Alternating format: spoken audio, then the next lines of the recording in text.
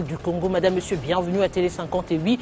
Nous sommes là pour vous tenir informés. L'actualité reste du moins dominée à Kinshasa, la capitale, tout comme en République démocratique du Congo. On parlerait même d'un problème assez mondial là, ce dernier jour, cette pénurie de carburant aussi. Hier, on parlait seulement des appareils volants. Cette fois-ci, on parle quand même des véhicules avec cette pénurie du carburant. Ces 2 derniers jours, il y a manque de carburant dans toutes les stations-service en République démocratique du Congo, plus précisément le cas de Kinshasa, la capitale. Face à cette pénurie de carburant à Kinshasa, comment Boudimou va-t-il s'en sortir? On en parle aujourd'hui avec Tony Tchermani. Il est conseiller technique aval au sein du ministère des hydrocarbures. La même question, on parlera cette fois-ci avec une autre approche, crise du carburant RDC après l'aviation, l'automobile et demain.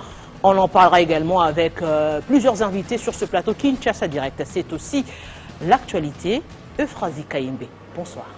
Bonsoir Arlette Boutela, bonsoir à tous. Les grandes lignes de l'actualité, c'est tout de suite.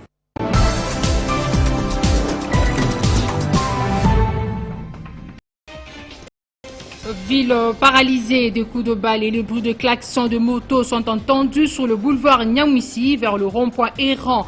Nouvel incident à Beni dans le Nord Kivu, une manifestation spontanée contre le passage des engins de la MONUSCO. Des coups de feu en réaction ont fait mort d'hommes et des blessés. Une situation qui a paralysé la ville depuis ce matin et entre-temps, une bombe artisanale a été retrouvée devant le bureau de l'ANR faisant 2 blessés.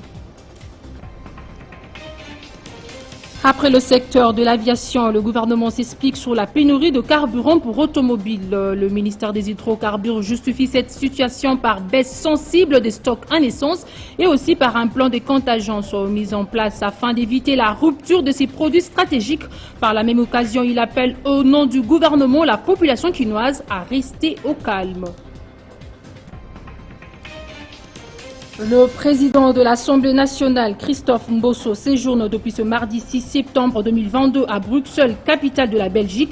Selon son équipe, il signera un protocole d'accord avec le Parlement belge dans le cadre de relations diplomatiques renforcées entre 2 pays à travers le voyage du roi belge à Kinshasa.